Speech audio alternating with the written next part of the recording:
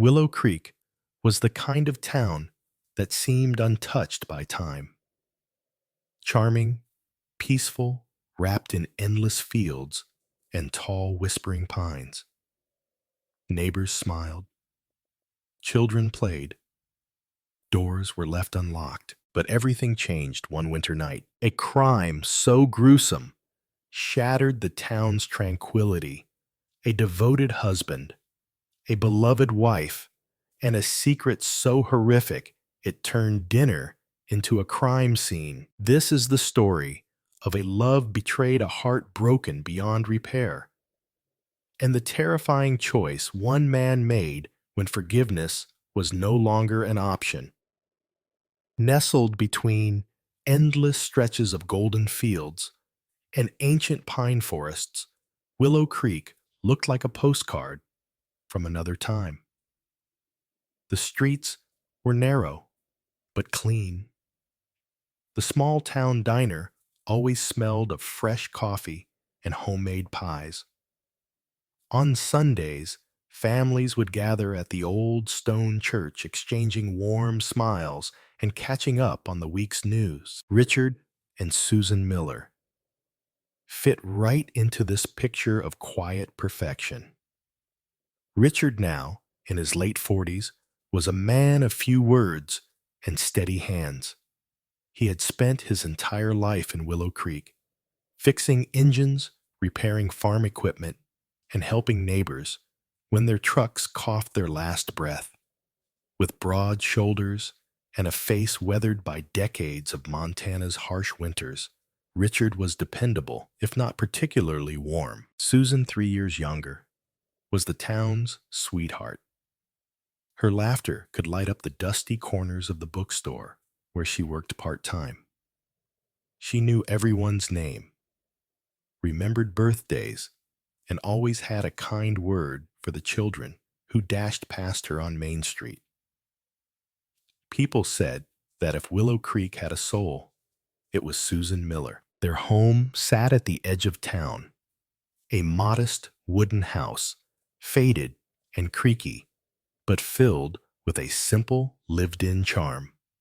On summer evenings, Susan would sit on the porch swing with a book, while Richard tinkered with old radios in the shed. Neighbors often said they envied the Millers, two people who seemed content just being together, growing old under the endless Montana sky. But contentment, like the soft crust of the earth before an earthquake, can be dangerously deceptive, because even the strongest foundations crack when pressure builds silently beneath the surface. And in Willow Creek, far away from the noise of the world, a quiet storm was already beginning to churn inside the heart of a man who thought he knew what love meant.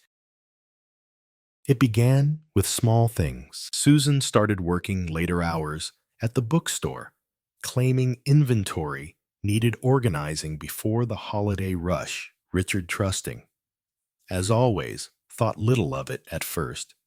He simply shrugged, packed his own dinners, and spent longer nights fiddling with old engines in his shed. But then came the whispers. The way Susan lingered too long outside the shop, chatting with Jack Donovan, their neighbor, 2 houses down.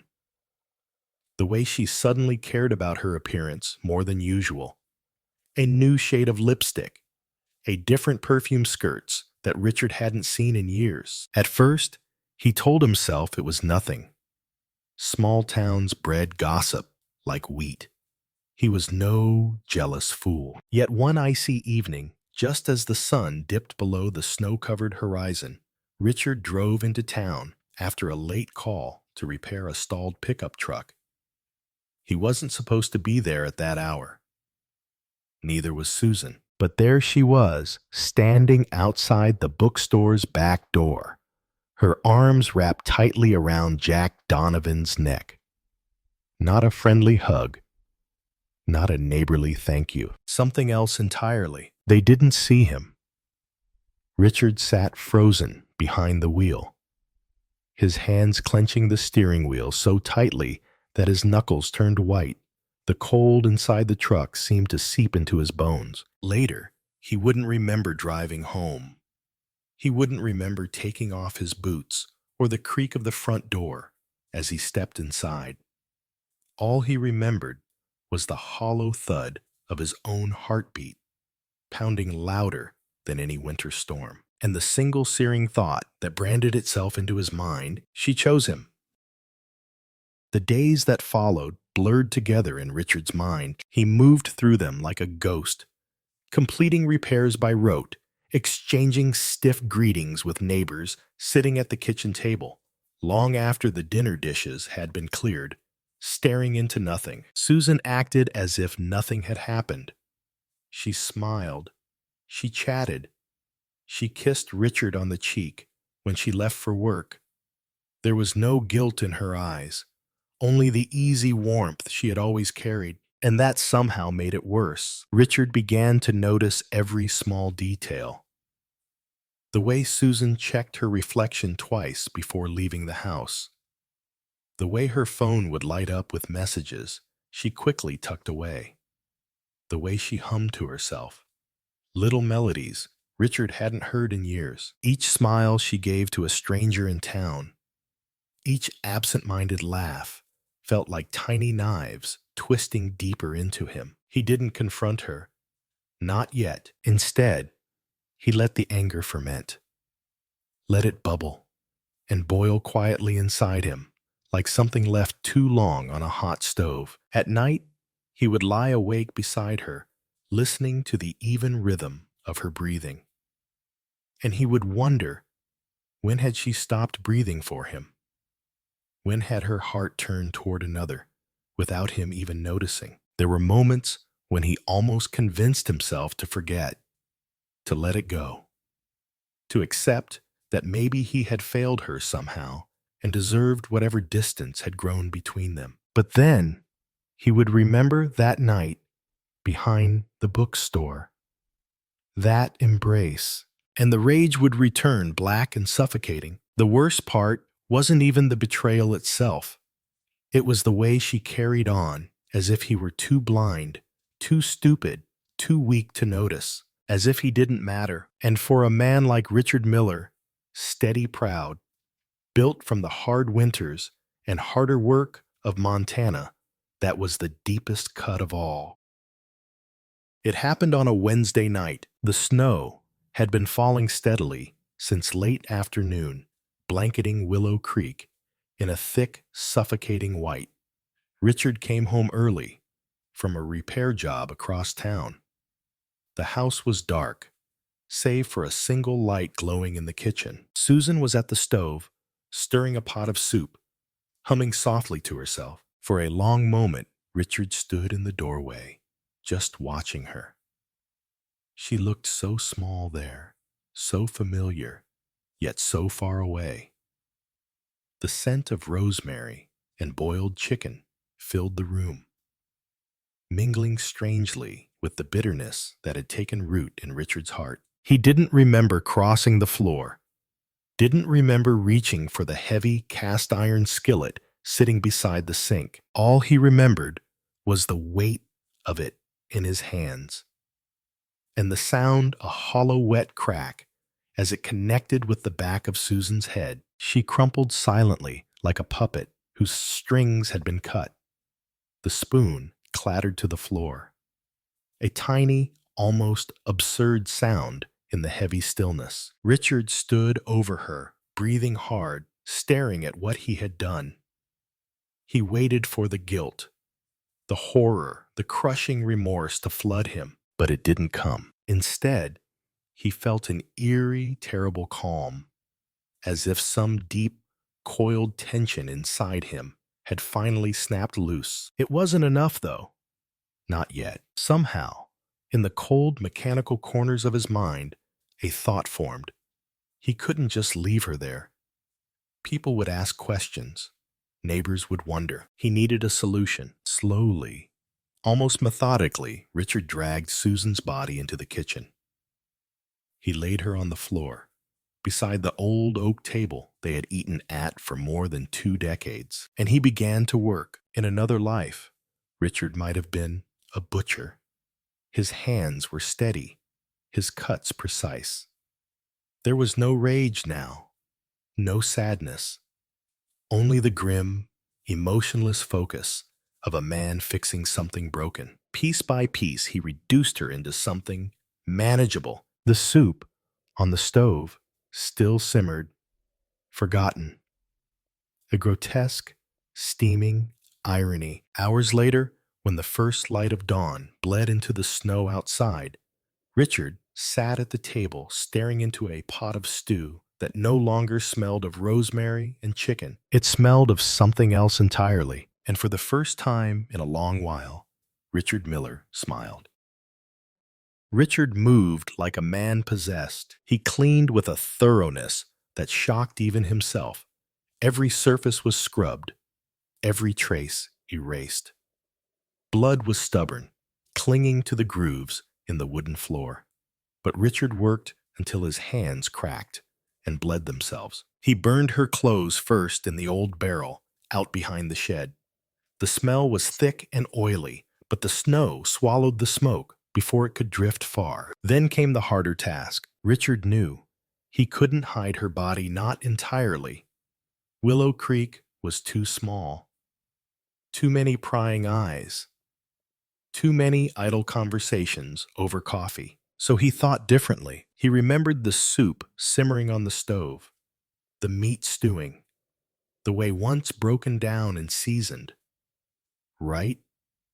One thing could easily be mistaken for another. A terrible idea rooted itself deep in his mind, and before he could second guess it, Richard set to work. He used the large cutting board, the cleaver he rarely touched, boiled what he could, packaged the rest in airtight bags, and buried them deep under the frozen soil behind the shed, where no dogs roamed, and the earth was too cold for easy digging. The soup, the part of Susan that simmered on the stove, he let it cool. Then, in the early hours before sunrise, Richard packed the pot into his truck and drove to the local homeless shelter in the next town over. Nobody questioned a generous donation of hot stew on a freezing winter morning. They thanked him, even clapped him on the back, and Richard smiled the hollow mechanical smile of a man whose soul had long since slipped away. By the time he returned home,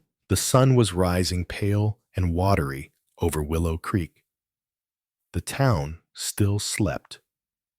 The world still turned, and inside the miller's house, nothing but silence remained. At first, no one thought much of Susan's absence. It wasn't unusual for someone to visit relatives out of town. During the long, bleak winters, Richard told anyone who asked that Susan had gone to stay with her sister for a few weeks, needed a break from the cold, from the monotony of small-town life. He said it calmly, naturally, even managing a small chuckle when old Mrs. Hanley, from across the street, commented on how sudden it all seemed. And people believed him, at least at first. But Willow Creek was a place where rumors traveled faster than snowstorms, and soon little things began to gnaw at the edges of the town's collective mind. Susan hadn't mentioned any trip. No bags had been packed. Her car still sat in the driveway, tires half buried in snow. And then there was the smell. At first, it was faint, a sour, metallic tang that drifted from the Miller property. When the wind blew just right, neighbors wrinkled their noses, but said nothing, chalking it up to frozen septic lines or a dead animal caught somewhere beneath the house. But the smell grew worse. By the end of the week, it was strong enough to turn stomachs. And the whispers, once so easy to ignore, grew louder. Mrs. Hanley finally called the sheriff. Sheriff Tom Granger had known Richard for years, hunted deer with him every fall, shared beers at the town bar. Still duty was duty. He knocked on the miller's door, one gray afternoon badge heavy on his chest. Richard answered, looking every bit the grieving husband, tired, drawn his clothes hanging loose on his frame. Sheriff Granger apologized for disturbing him, but explained that a few concerns had been raised. Neighbors, you know, small town people notice things. Richard smiled, thinly opened the door wider, invited him in. The house was spotless. The floors gleamed. The kitchen smelled faintly of bleach and old wood smoke. Nothing out of place. Still something gnawed at the back of the sheriff's mind. Richard was too calm, too prepared. And then, almost as an afterthought, Sheriff Granger asked, "Mind if I take a quick look around the backyard?" Richard hesitated just a fraction of a second, but it was enough. A cold knot twisted in the sheriff's gut. And when he stepped around back, the first thing that hit him was the smell, raw, heavy, undeniable. Death. Sheriff Granger's boots crunched heavily over the frozen earth behind the miller's house. The backyard was eerily quiet. No tire tracks, no footprints, except his own. The old woodshed loomed in the corner, its roof sagging under the weight of snow. That's when he saw it, a patch of disturbed earth barely visible beneath the crust of frost. Someone had tried to dig hurriedly, clumsily, and then cover it up again. The sheriff knelt, brushing away the snow with gloved hands. The soil beneath was loose, darker than it should have been. A sick feeling coiled in his gut. He straightened, stepped back, and radioed for backup. Within the hour, deputies swarmed. The Miller property. Dogs were brought in. Shovels broke through the frozen ground. What they uncovered turned the cold winter air into something thick, almost tangible, with horror. It wasn't a body, not entirely. Fragments bagged, remains hacked, smaller, hidden deep beneath the frozen soil. When confronted, Richard said little. He sat at the kitchen table, hands folded neatly in front of him, staring blankly at the faded wallpaper. He didn't protest.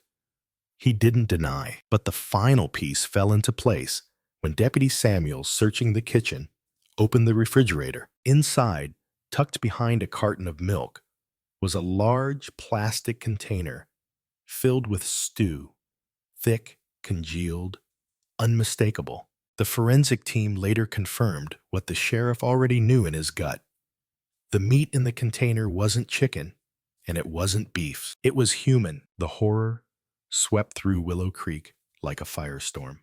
Neighbors, who once waved at Richard across the street, now locked their doors tight and pulled their children inside. Richard Miller, the quiet mechanic, the man everyone thought they knew, was led away in handcuffs as the snow fell silently around him. He didn't say a word. He didn't need to. The silence screamed loud enough.